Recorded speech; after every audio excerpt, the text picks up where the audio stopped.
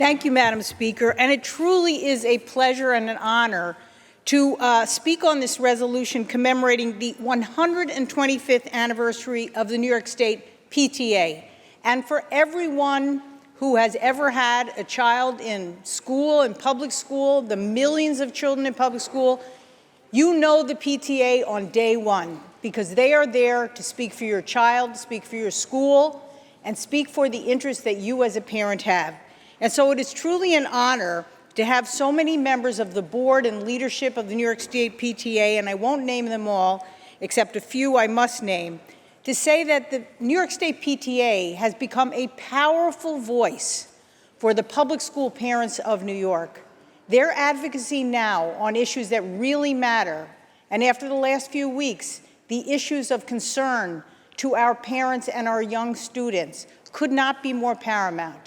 And this is the time that the New York State PTA has shown its leadership, its courage, and frankly, its ability to coalesce about issues that are so important.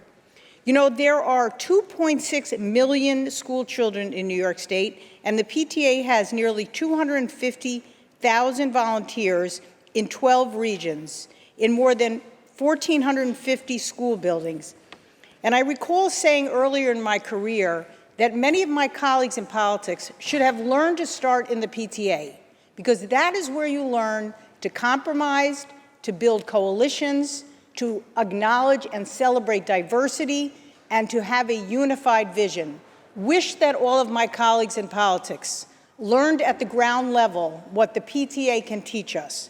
So I know we're joined by many, but the current president of the New York State PTA, Dana Platin, the indomitable executive director of the New York State PTA, Kyle Belatakovsky, and I certainly would be remiss if I didn't mention Rob Rihos from the city of Yonkers, former president of our PTA and a true leader.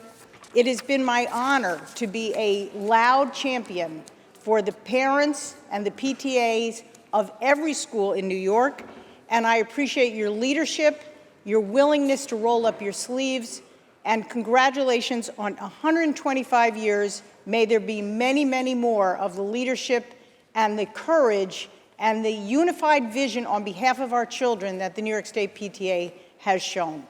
Thank you, Madam Speaker. I'll be voting aye.